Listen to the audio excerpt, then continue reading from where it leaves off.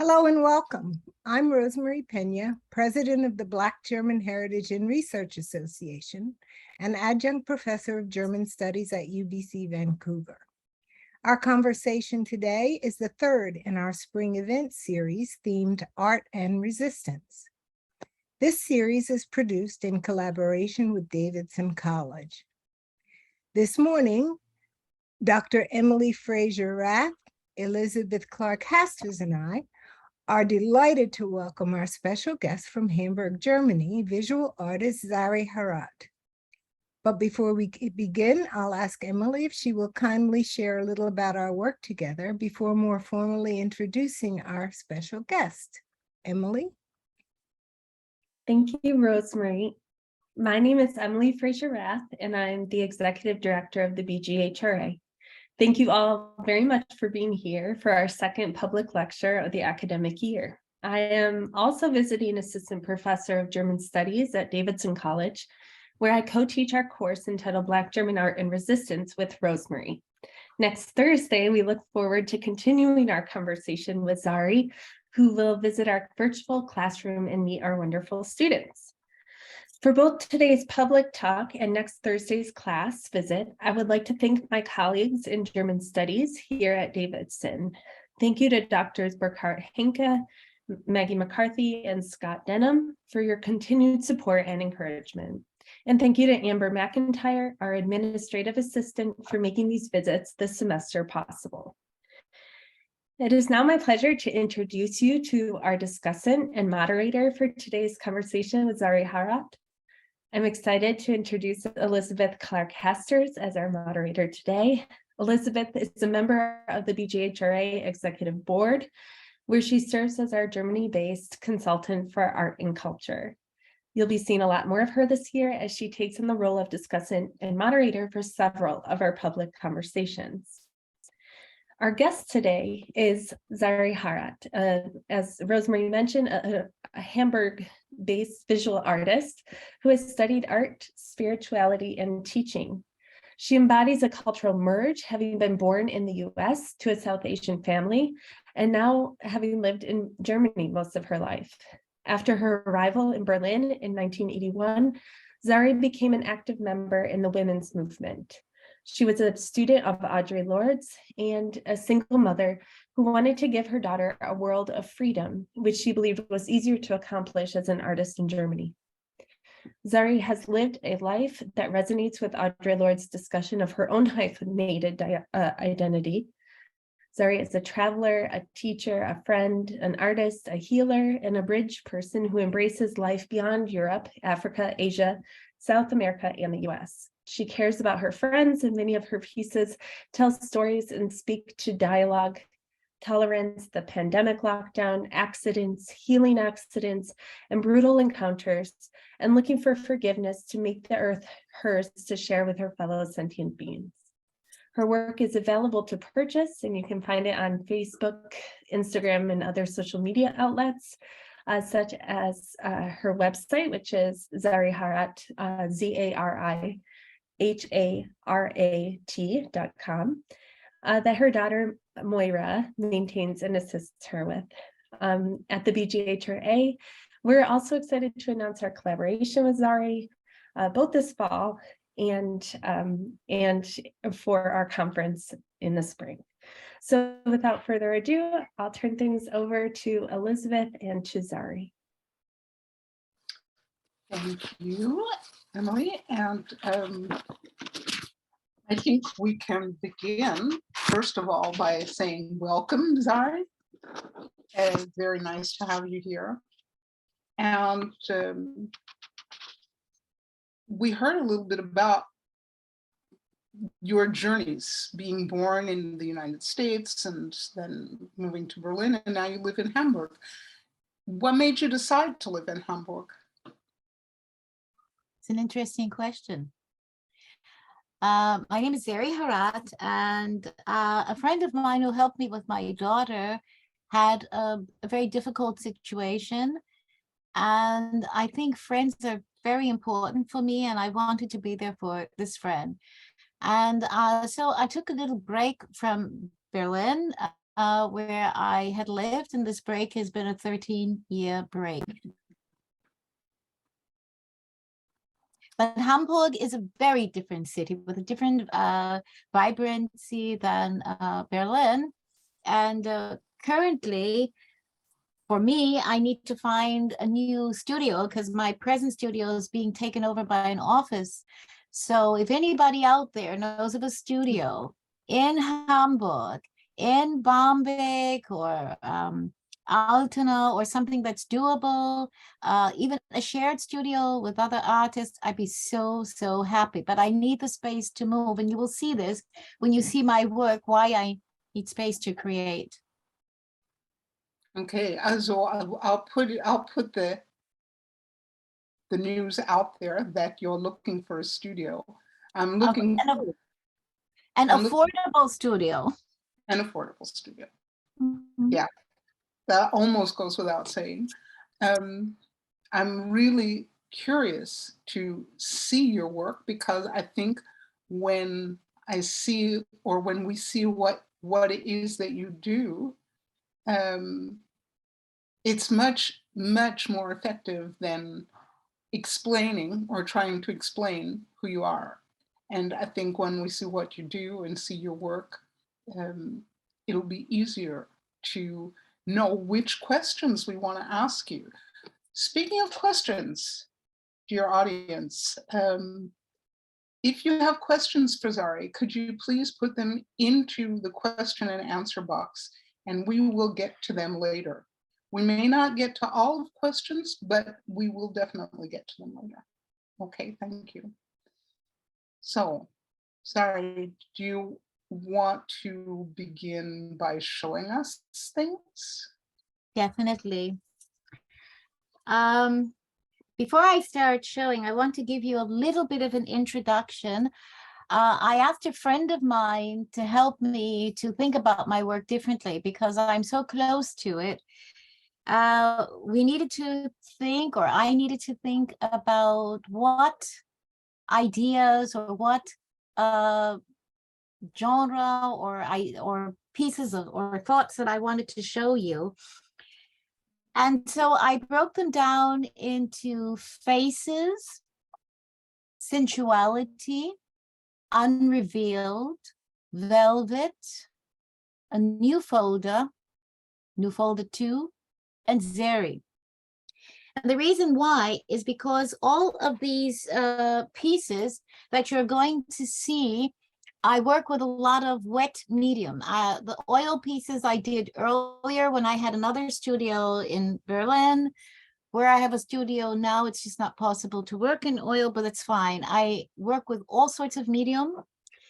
And the work you're going to see today is going to be done in watercolors or aquarelle, gouache, fountain pens, chalks, Conte crayons, just a mirage of materials.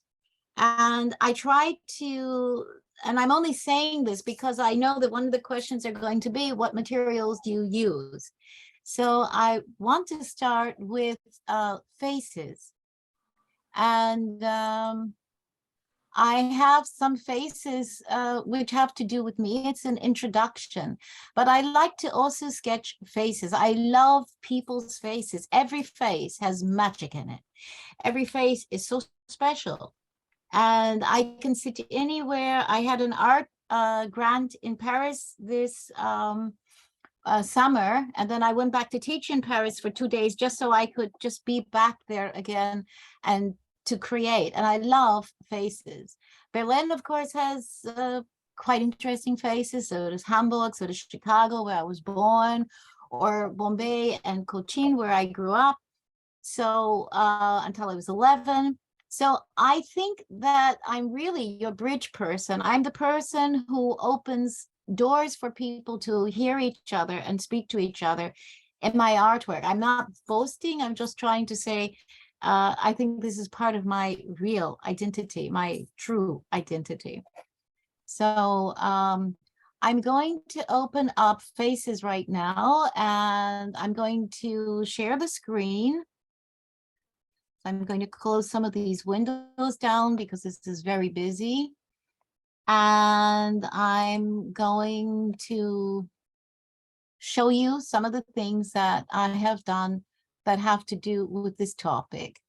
So I have to share the screen. I think I can do it because I'm a co-host. So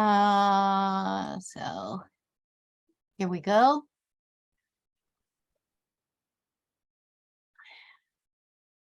Can you see the work?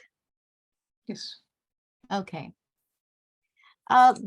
This piece was, I was teaching a drawing class in Hamburg at BGHRA, which is an art supply shop. And it's called Taking a Call. I saw a woman outside of my classroom, and she was, for me, my perfect model. And as you can tell, I used a mirage of materials. And I wanted to show her mood and her expression.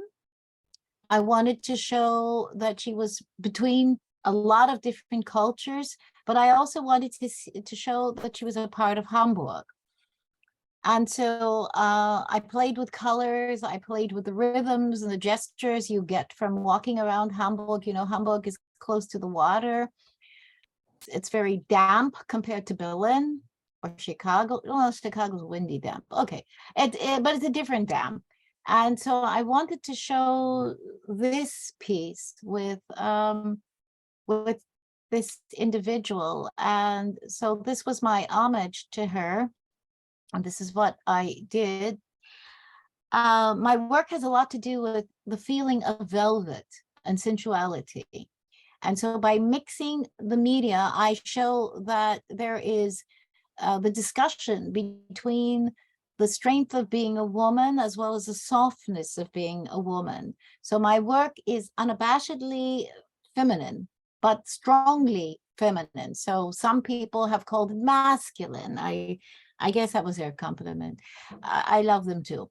So I try to, however, get in the moment of what I feel and tell a story. And so this is for this piece.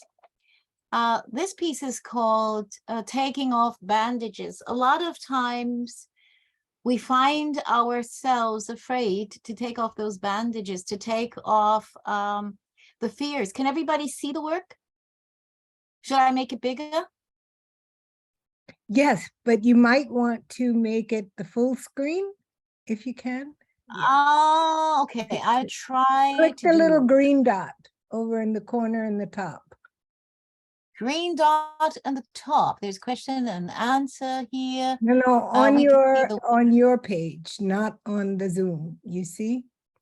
On top of your other art. There you go. Oh, you mean the green dot? Okay. Mhm. Okay. Perfect. So this piece has to do with taking off bandages or taking off the bandages. A lot of times people live in a place like Germany and they are so taken by their fear of expression because they think they're not allowed a space to do that here.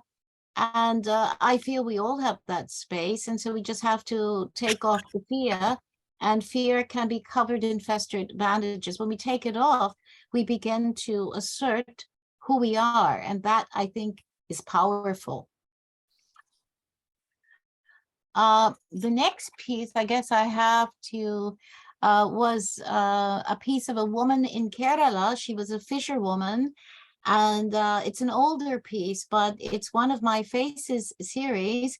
And there you can see that it's done in gouache. Gouache is a water-based medium. The piece is about an A3, which is, I can't say what it is in inches anymore.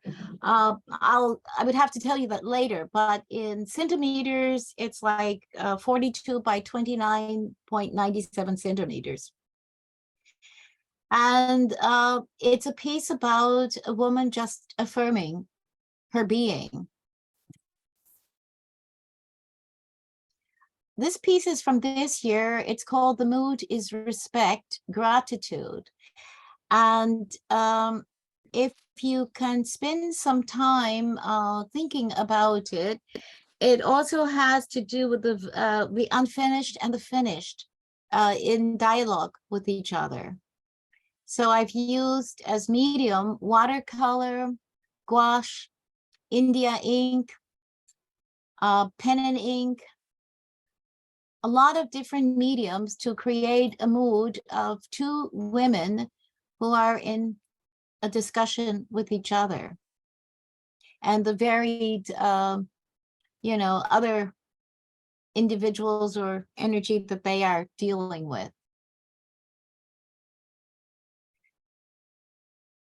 There's a singer I'm so in love with called, who passed away, unfortunately. I think you all know her. She wrote The Poetry Man. And her songs were very influential in my life as a young artist. Her name is Phoebe Snow. And this piece was done listening to Phoebe. And I listened to her over and over and over again. I find, and I felt that this piece spoke to the movement of her song and the transitions as a woman, also the colors that I feel one can experience in this. This is a watercolor piece. This piece was in an exhibit, a group exhibit in Hamburg called Plastophasma. No, what was it called? It was it was last year. It was at Westwerk, and it was the unconditional. It had and the unrecognized. It had to do with the person that nobody sees. You know, so often people walk around and we don't see them, we don't experience them. We don't know how much they are a part of us. And as you can tell, the individual is questioning her place in the fertility of living in urban Hamburg. Mhm. This is a piece I did some time ago in India. It's called Traveling. It's also on this A3 paper. There were some people who were carrying things on their head because not everybody has a trolley and not everybody has, nice fancy packs like I do or backpacks, and they were carrying these things on their head. And I like the rhythm of the movement of these two women. A lot of my work has to do with women. So it has to do with the discussions and dialogues between women. And so I think here you can see in this handling, it's as a metaphor for working together, not being apart, listening to one another. So it's an older piece. This piece was done in Hamburg when I was teaching that drawing class. It's called Trends in Randomness. And the woman who I captured or painted was another person who was sitting outside of my classroom. And she told me she came from Turkey, and I really liked and she was a bit darker than I am. And so I made her blue. And, I thought about Krishna, and I thought that that there was a certain velvet feeling. If you look at her mouth, she's got these fantastic lips of movement, and she doesn't look like the stereotypes that people would like to assign to people, nor is a background that. So I dealt with the moods of the background and the feeling of the background. Instead of doing this sort of urban sketching perspective story, I wanted to really get into her mood and what I felt she was about. And it's with gouache, India ink, aquarelle, and I just I just like the feeling of bringing her story to the forefront. And her eyes, she kept twitching her eyes. One eye was larger than the other, so one would go up, the other would go down, and she had these huge eyes. So this was my experience here. This piece has to do with the story about the Ukraine is us. I live in Hamburg. We in Europe are not so far from Russia or the Ukraine. And when I've been to the Ukraine prior to the war, of course, I saw this variety of people. You wouldn't believe how multicultural Europe is. You know, if you walk around and you're sitting with your sketchbook and you're just quiet and observe, you can see possibilities that you never expected. And I think that I'm the bridge person who looks for the unexpected or just finds it, it comes to me. So I feel it was very fluid, it's very flowing. Of course, it's gouache, watercolor, India ink. I also wanted to show here at the bottom with you, when you look at the bottom where the feet are not really shown, but you see these planted ideas that there is transition going on with this whole idea of the Ukraine, and each and every one of us is a part of this story, so we cannot shy away from it and pretend it's not, you know, salonfähig, it's not part of our reality. Another piece from India, it was unnegotiated. There was a woman who was just sitting there, and she was bare-breasted, and I loved her, and I loved the fact that she was called a tribal. But she was, for me, far more beautiful than the whole idea of Bollywood. So, and just like Amritya Gill, who was a German-Hungarian Punjabi painter, I think when we embrace the darkness in ourselves, the people that nobody ever paints, we show our own variety and our own possibility, because we are all of these pictures and all of these stories. Am I going too fast or too slow, Elizabeth? No, no, it's perfect. Thank you. It's perfect. This was a Turkish young woman who was who used to live in Hamburg. Her name is Dunya. She also had a US passport, and we had great discussions. And so this was a piece I did of her at the time.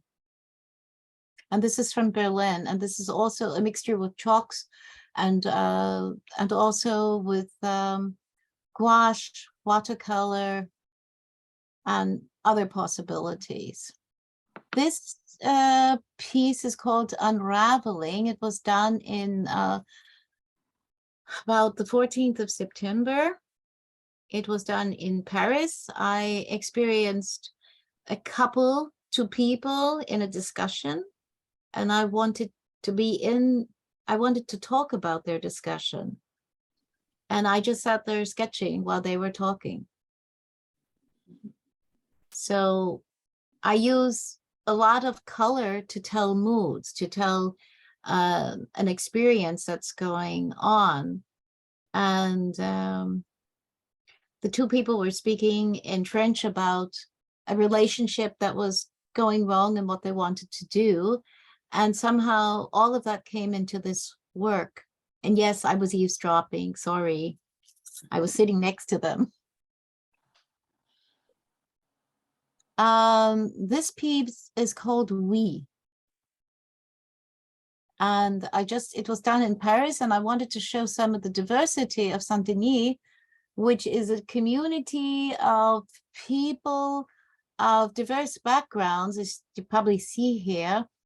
And I wanted to show that these women are, working together or a part of each other's lives and have a very sensuous relationship to life. If you look at the mouths of the lips and the mouths of the two at the bottom, also their faces, the animation in their faces, the top woman is covered, she's veiled, but her eyes are her mouth. If you want to look at this work later, there is a possibility that you will have the chance to go back and think about it, because you will have to take some time to contemplate. So what I'm doing right now is just giving you a lot of information, maybe an overload. This piece is with pen and ink, gouache, watercolor, and the eyes, of course, are on purpose not finished. She doesn't have eyes yet. Maybe she never will have eyes, because sometimes we see with other parts of our being than our eyes. I went through COVID, and I want to use this as a statement about myself. This is me, and so I, in Photoshop, played with a painting I did, and I mixed them together. And I had at the time worked with lithography, and so I took some of the bits of this lithograph and put it together with a picture of me. And I said, this has been a year to sternly remind me to relearn and watch my thoughts. Carelessly taught a class and ended up relearning to tug for life. Once more, this lesson is beyond seeking a vaccine. Remember to give. Remember, life is worth finding, loving, letting go of counting years. Start drawing. See you tomorrow and be healthy always. Zari. So that piece is, I'm going to have to go back down. So these are the faces. And so do I have enough time to go on? Well, I think. Yes, you have plenty of time. Yes. Okay, all right. I don't want to. So the next folder I'm going to show will be Zari, and then I'll go, and this is a shorter one. And so you get to see some pictures of me, and you said I could. So do you see it, the pictures? Or do I have to share it again? You have to reshare. Sure. Okay, no worries. I'll do. Okay, does everybody, is it better now? Yes.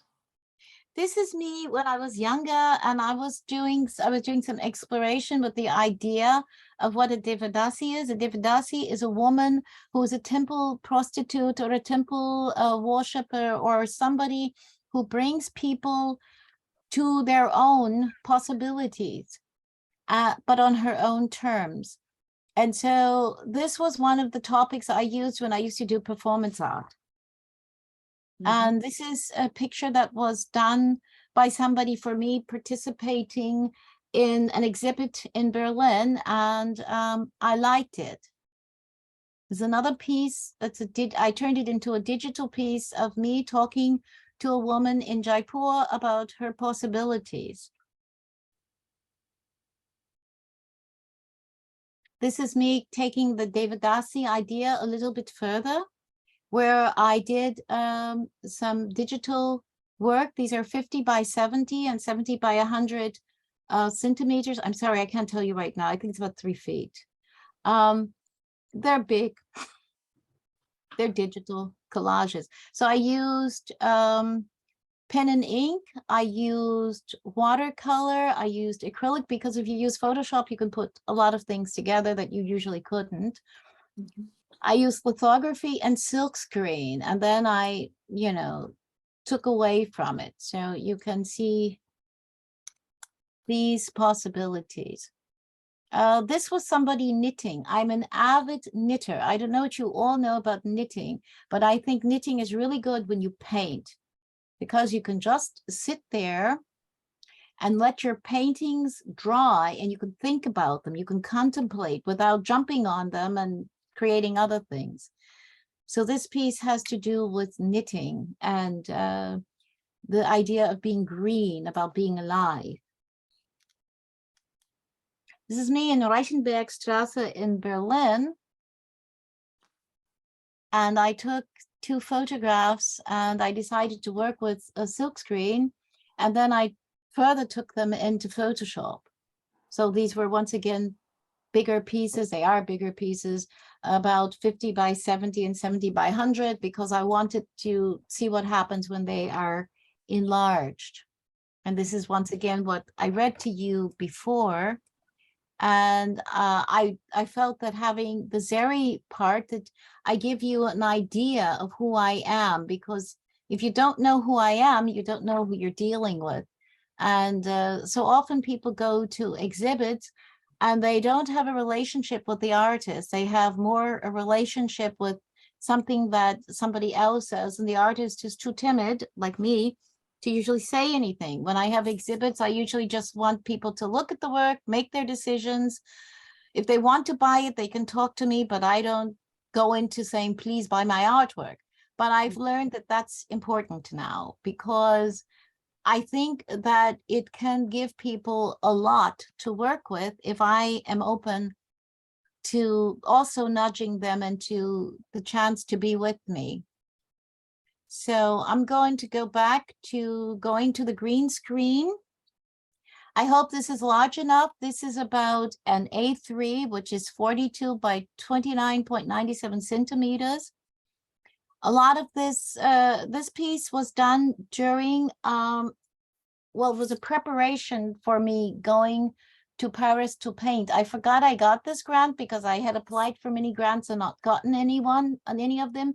So I decided I wouldn't. And then I noticed in my inbox that I needed to do something. And so I made arrangements to go. And this piece, which was done in June when I was preparing for it, was some of the expectations I had of that experience. And if you notice, there's a lot of fertility, the idea of the heart, of the fertility, of synergy. People really do want to get together. They do want to communicate with each other. And so what seems as a nice idea has started to emerge as a reality. So I was given money to express my work, but I was also given the time to spend going inside without doing a day job and just concentrating mostly on being in one of the most magically spiritual and sensuous cities, and to just create and just observe and to walk around with my colors, as well as to go back to my little chambre de bonne, my little room that the servants used to have, and just work.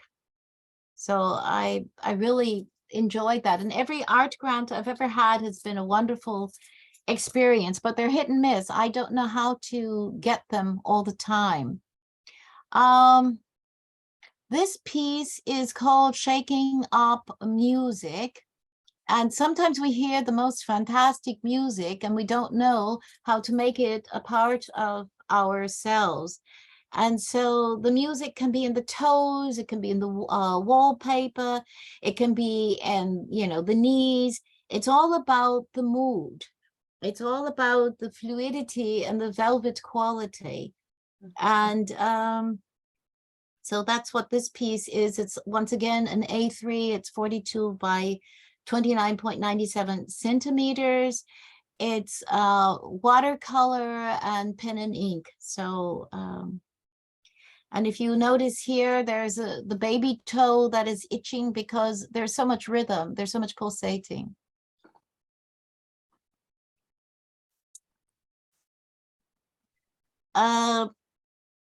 There's a song that was in Hair called Easy to Be Hard. And there's a woman who sings this song. Cheryl is her first name from the film.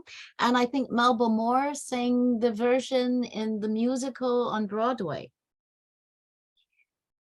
Easy to be hard, is how we manipulate or how we work through life without seeing each other. It's so easy to say goodbye. It's so easy to be hard. We can walk past the homeless person or the refugee, but those people are part of our stories. They are us. We are seamless.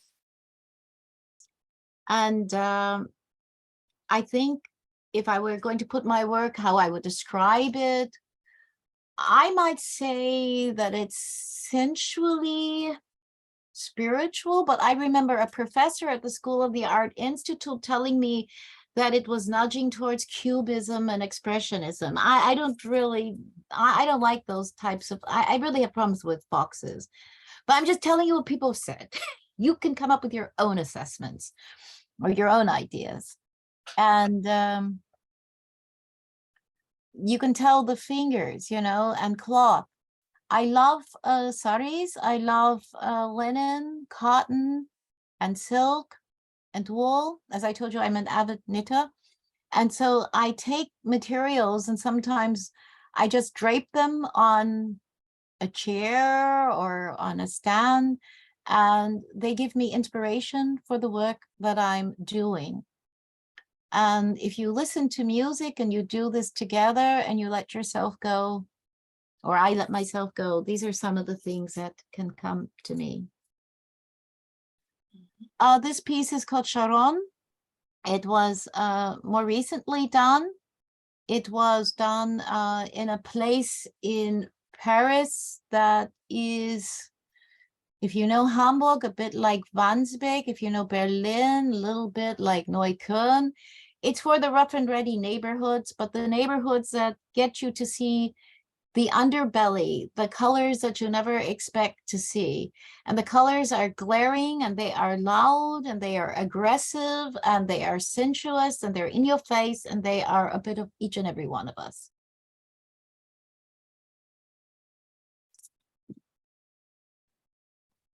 And this piece is discussing as a feat.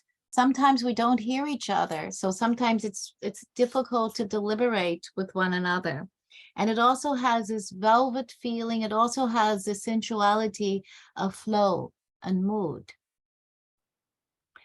And this is a mixture of carandash, oil, and watercolor chalks, crayons, as well as pen and ink and India ink.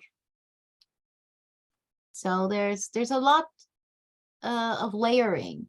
Also, my work deals with layering.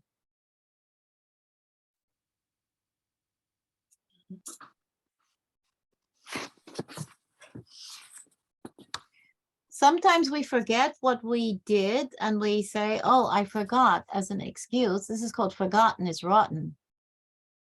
There's no forgetting.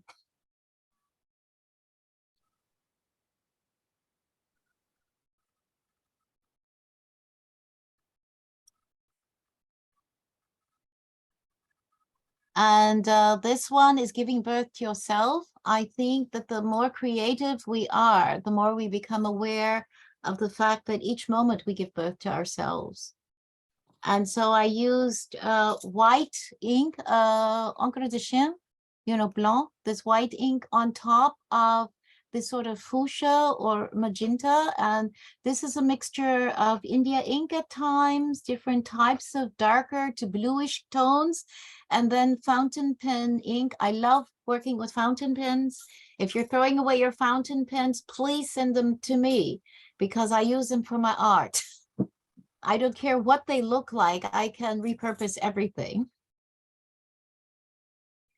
So there's a lot that goes into each piece.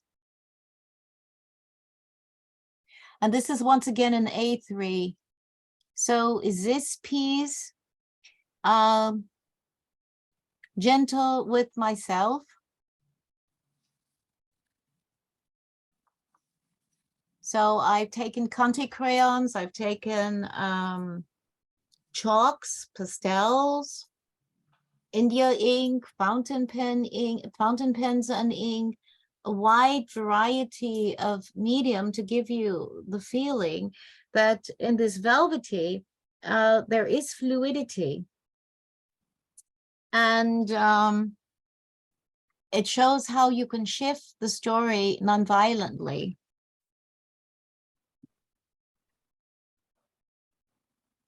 This is called Handling AM.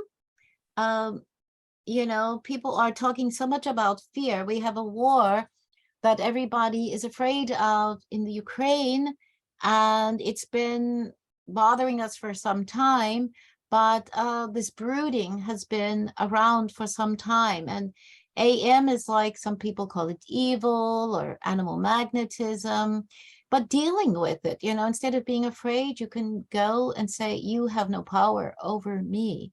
I can decide, I can determine who I am and what I do, and that I work with others who feel this way.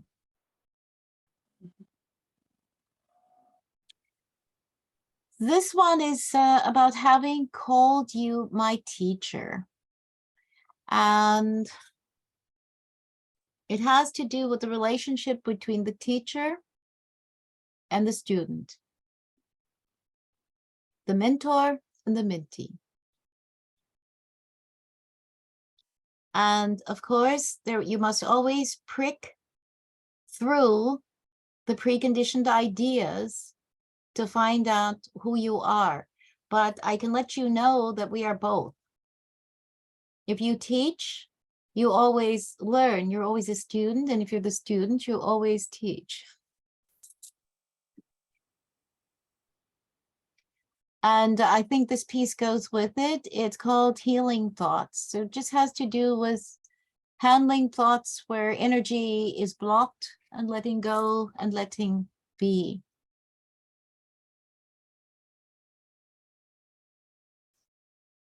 This piece is called Heart Flourish, and it has to do with opening up chakras, opening ourselves up to things that hurt, but not letting them block us and to go forward.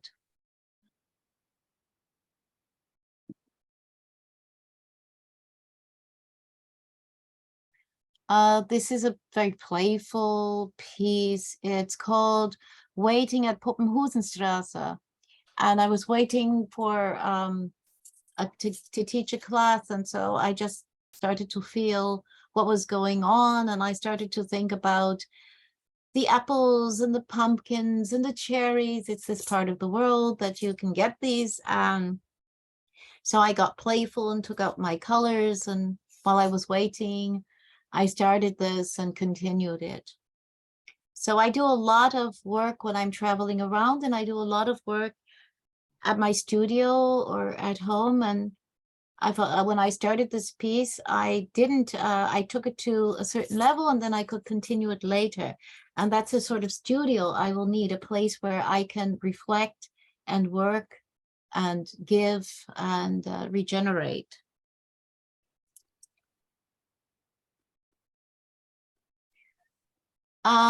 This piece is called For Joy for Heather. Was having a discussion with somebody and I was using inks and markers and gel pens. My name is Zari, and some people call me Z because they can't say my name right. So I got tired of somebody doing it. And so this piece is called I Am Not Z or Z, I Am Zari.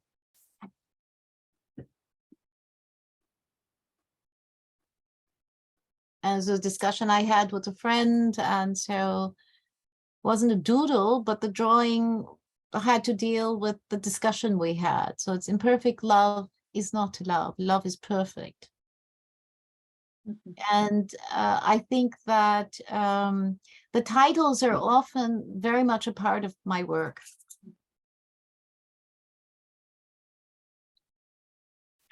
And I feel this piece is a rather sensuous piece. It's called In the Wind. And it's got lots of layering, lots of stories, lots of different types of medium that I worked with. It has to do with shedding and revealing as well. There's a lot of discussion about what a girl is, and this is what this piece is called. Is that what's being a girl is about? I was in a discussion with somebody and they said, well, do you think girls should be so loud? And that was my response.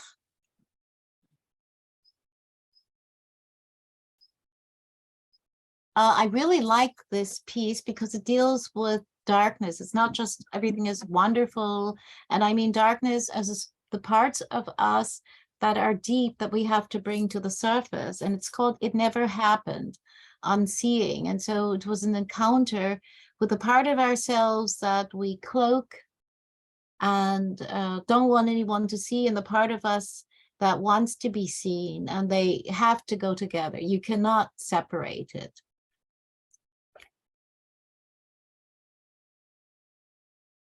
This is called itching of the thumb.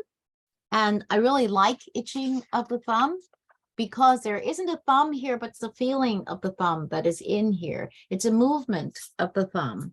So the thumb is a very important part of our hand, and without that finger, we're in trouble. And a friend of mine hurt her thumb, and so I was really interested in her recovery. And I knew that her thumb will start to get better when she starts to embrace her own positivity and power. So that's what I did there. There's a song that I love from Rick James called We've Been Here Before. And so I took it to another level. I've been here before. And it's, of course, a lot of mixed medium and a lot of flow and energy is involved here. And this one is playing music. So I'm not a musician, but I love music and I love to sing. So you could get that from my work. This piece is called Lavendel Paris, and it's the way the hands come together, the way the sensuality of being in touch with yourself comes together. And it's the feeling of coming into one's own being that comes through. So that's what this piece is about.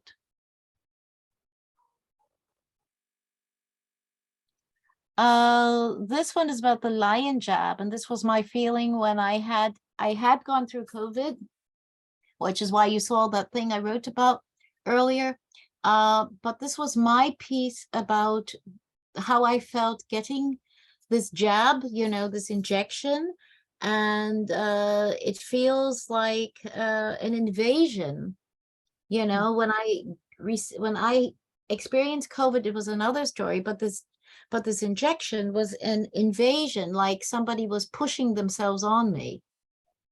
And this was my experience, which was semi-detest and semi-attraction, a mixture of both. It's, I have to admit that. So that sensation that was flowing through my body also came through in my work. This piece is called Marry Yourself.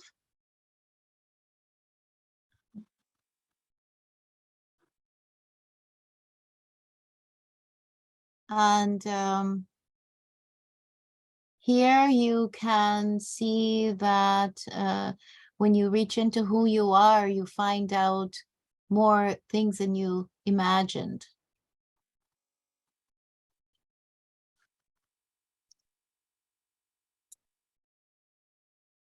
Sometimes when you accept the way you look, it's a holy encounter. It's not me, but it's somebody I sketched.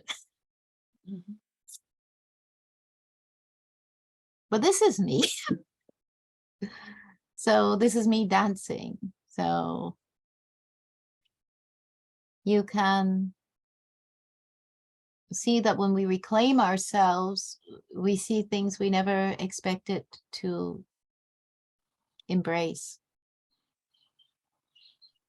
This piece is called Scratches. I think I'm going to do this as a lithograph later on, but not yet. But I like feet lately. I don't know why. I've got something going with the feet. There was a woman, this is called Snaked Sister, who has really beautiful, thick curls that wind themselves into each other. I was really quite fascinated by them and by her story. And so this is what came out for me so far.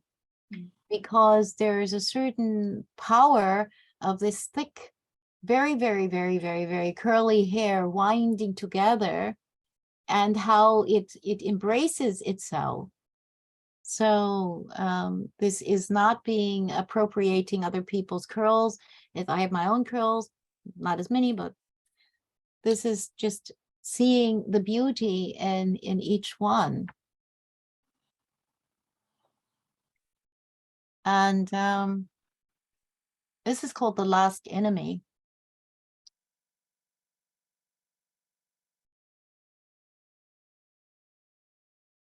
This is called the Red Room. If you've read Clarissa Pinkola Estes, she talks about Bluebeard. And I was thinking about the room we go into to open ourselves to what we want to do, not what other people want us to do.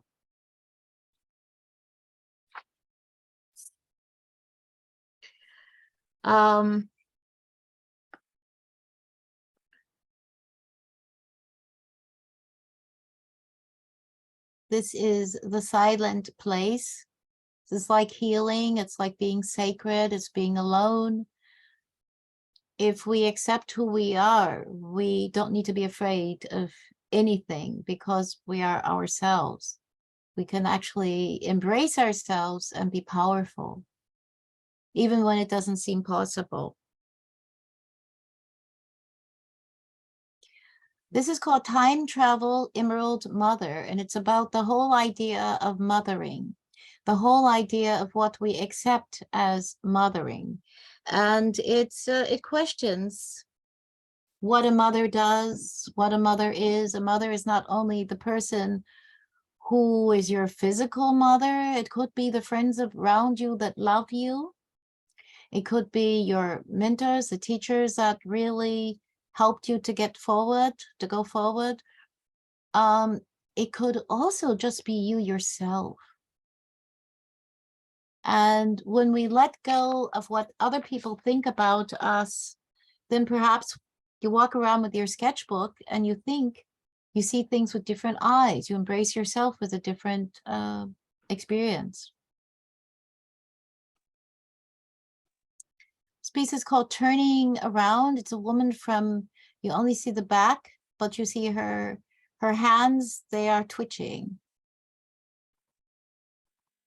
Another mixed media piece, another A3 piece. This is Unfoldment.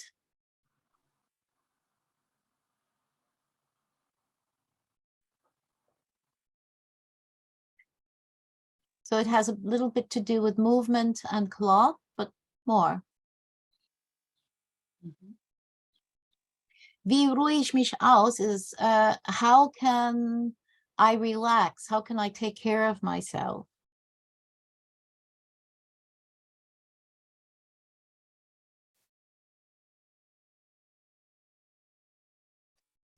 Wild Women, Widow Weaves. And this piece was completed, but I also liked the moment when it wasn't completed, when it was getting there. So let's see. That was that. And that was called the Velvet series. And now I'm going to go into Unrevealed. Are we okay for time? I would actually like to start asking you a few questions because this has been a lot of material, wonderful things. Before I turn it over to the questions of the audience, I had one or two questions for you.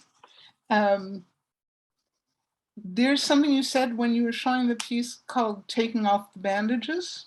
You said when you live in a place like Germany, people often have very strong bandages.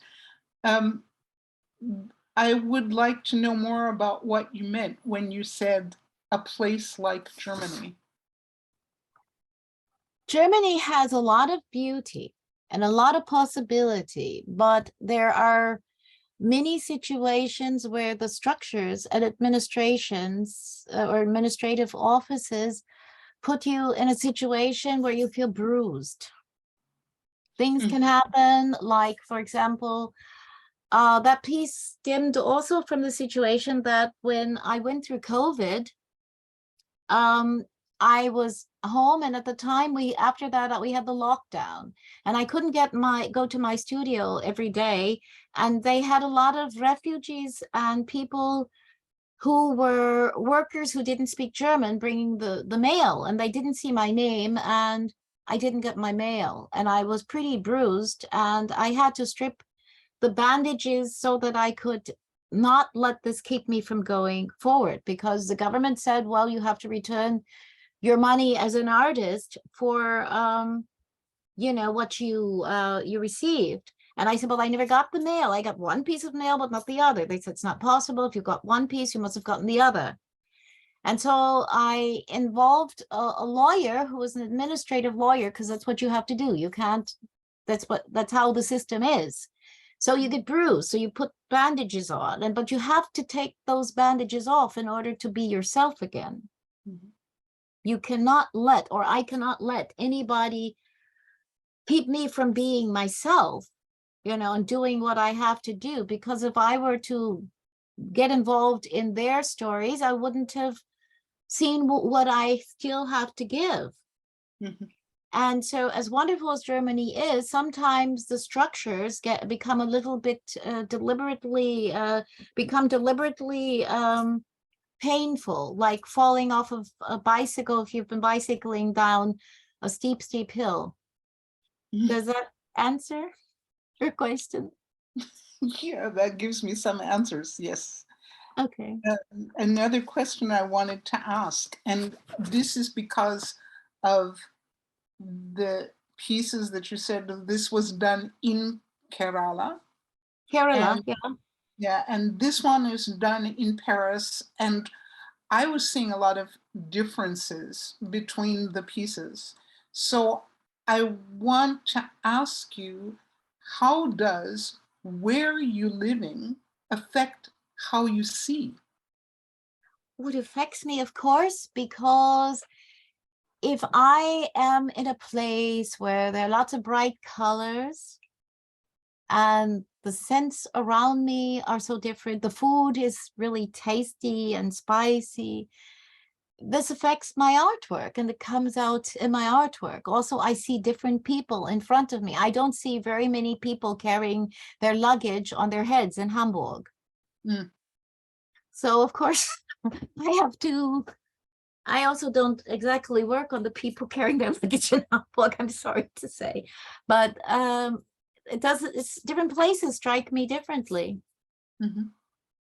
Yeah. And it could be the music, It's like if I listened to Tina Marie sing We've Been Here Before, the part of me that totally loves the US is completely at home and embracing my experience there. So I really think I'm not that I am a world citizen, because I think I do get some insights about the world because I've lived in a few places. Mhm. And it's not like going for a brief trip here or there. It's, when you draw, you begin to take it in a very intimate way, a very Mhm. spiritual, very sacred way. Mhm. Yeah, this idea of how the spiritual um, informs and goes through everything you do. When you're making your art, or also just when you're just living without making Mhm. your art. Um, I would like to ask you about this word resistance. Ah, okay. What needs to be resisted?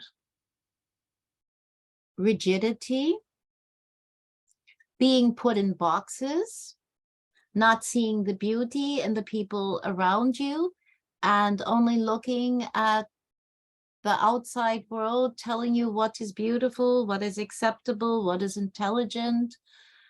Being true to yourself is being resistant. Taking a Stand. I have another piece called Taking a Stand, which has to do with Cynthia Erivo's portrayal of Harriet Tubman. And so for me, resistance means being true to yourself Mhm, mhm. at all cost. No compromises.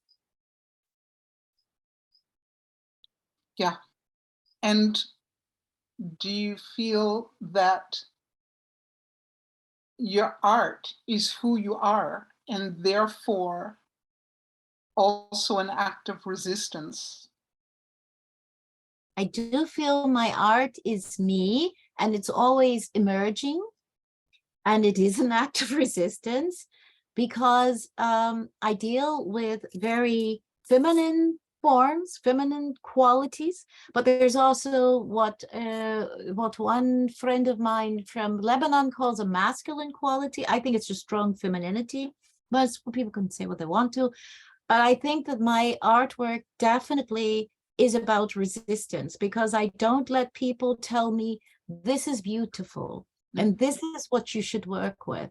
And so I don't paint for other people to tell me I'll buy your artwork if you follow my strictures or my, mandates. No, I paint because it's what comes through me and I let it through. So that's resistance. Mhm. Which is really interesting because very often people think when they hear the word resistance, they think of a sort of closing, a sort of putting up a barrier. And what you are saying is resistance is letting things flow through you. Yes. So I find that very, very interesting. Resistance is actually a very sensual sword. Mhm. Because when you resist, you're completely at one with yourself. Because you're resisting out of love and out of awareness and out of being in that unity with yourself and the universe and all nature. And if that's the right thing to do, we flow with that. So that's the resistance we have to have. Mhm. That's how I see it. Yeah. I made a note or two. Let's see. Where did you start with making drawing and painting your tool of expression in the world? I mean, I think I was 2 years old, and my father, who was a teacher and an artist and an architect and an engineer, gave me the same supplies he worked with. And he would sit me on his lap and I would draw with him. And he gave me the material he worked with. So, of course, a 2-year-old does not paint like a man who studied these things, but giving that child the belief in themselves that with your materials here, try something. You have the power in you to do that.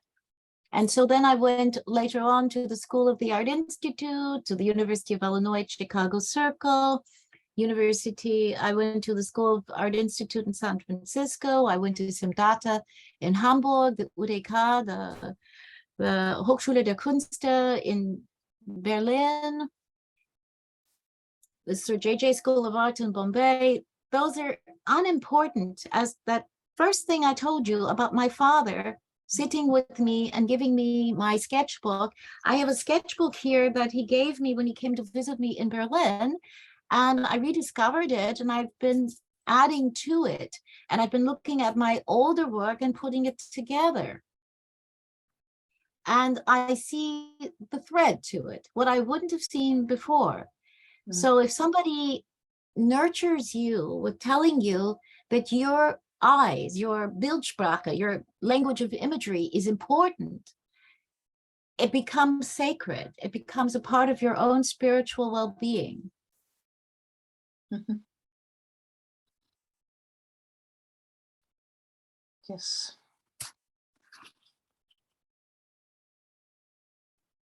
There was a question I wrote down. but I'm not really sure why I wrote it down. It was just like coming from what you were saying. And it is, where is the picture before you start to draw it or paint it? I don't know. It comes, it talks to me. It's there. And I just let it come through me. Mhm. So that sounds as if you don't plan to make this particular picture. Sometimes I do plan, but they never come out the way I want to. Mhm. There is an Eritrean costume designer and filmmaker in Hamburg, and she has a German husband, and they make really nice films for German society. And she asked me to do a portrait of her. And I said to her, I won't say her name here, that it probably will, I will get you realistically if you want, but I will also bring out something you don't want to show. Are you sure you want me to do this? Do you really want to sit for this? Oh, sure, I'll pay you. Well, of course, she said, why can't you make me happier? Well, she's not a happy person. So what came out of me was there, what I felt was there. And she said, well, couldn't you make me, raise this and take this away from my neck? And I mean, she wanted me to do Photoshop, plastic surgery. And I told her, but that's not what I feel or see. I prefer to just leave it and not take money from you because this is what I feel. I prefer to teach English classes than to give you something that doesn't feel like me. Mhm. And what eventually happened with this picture? Well, her husband Laz was a common name, so I can say his name. Her name isn't so common. He said, well, she could have made you prettier and younger. He said, it looks like you, but you're not so pretty and young as I would like to see you. And I said, why did you ask his opinion? It was between you and I, not him. Mhm.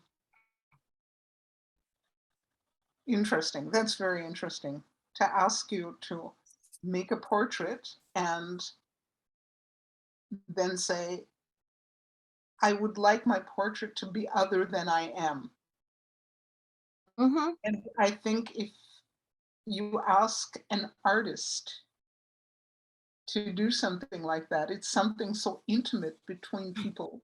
Mm-hmm. You can't ask an artist to not tell the truth in their True. art. I mean, you can ask, but this does not ever have a good ending in discussion. Yeah. Do you like living in Hamburg? I do, but I miss Berlin right now. So if I found a studio in Berlin, I would live between places maybe. Mhm. Okay. But I see a lot of, I mean, Hamburg was good to come to because it's quieter. Then But Berlin. yeah, the Berlin, I was burning the candle from both ends. Yes. Yes. People would come to my studio. It was hard to get rid of them. So I'd stay up talking to them, drinking lots of coffee, going to teach classes in the morning. And Hamburg's a little bit quieter. Yeah, that's true. One of my daughters used to live in Hamburg, and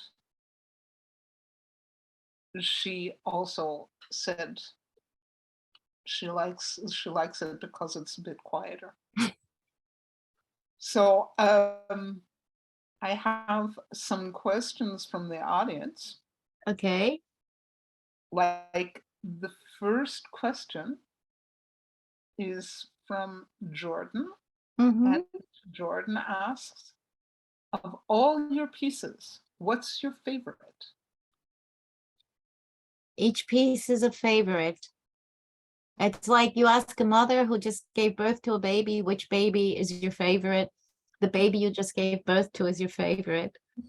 I have some other pieces I wanted to show as well, but I can't say, I will put a PDF together of these are some of the favorite pieces that I put together with a friend of mine that I felt would speak to this group.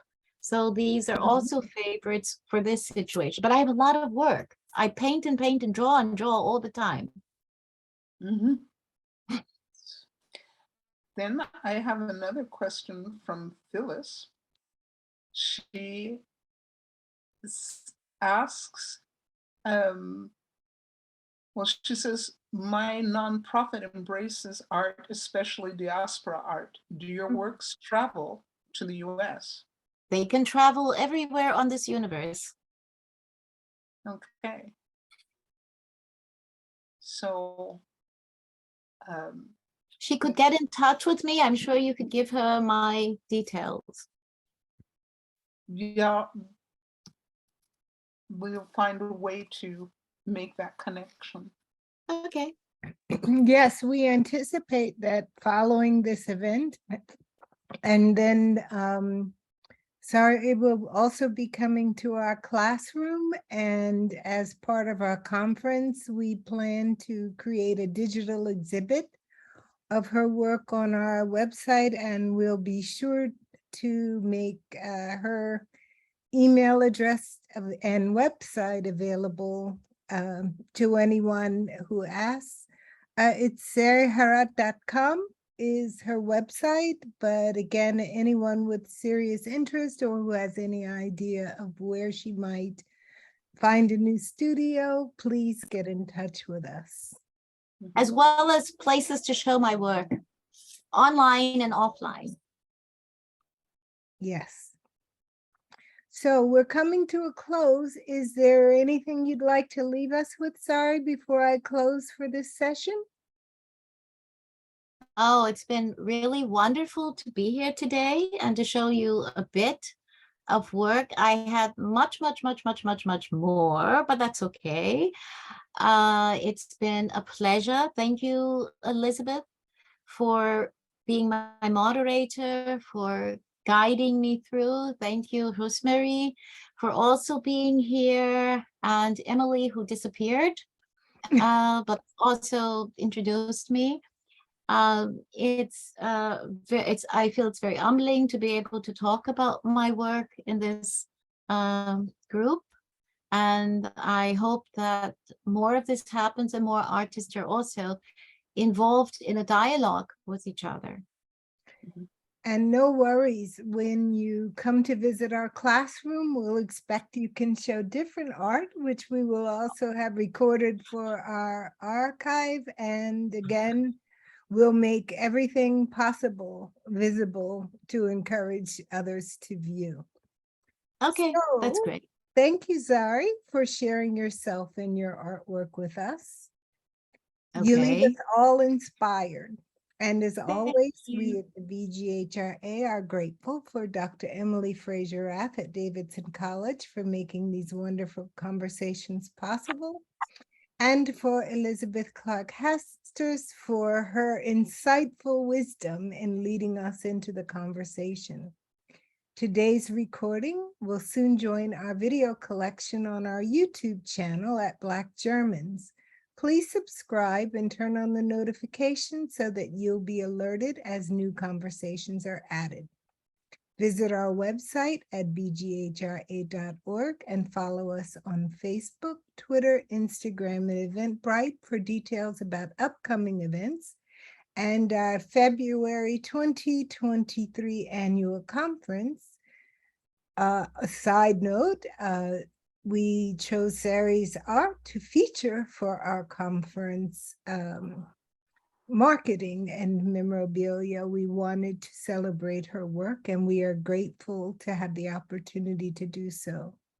So we hope that you've enjoyed our conversation as much as we have today. And until next time, we thank you for your time and attention.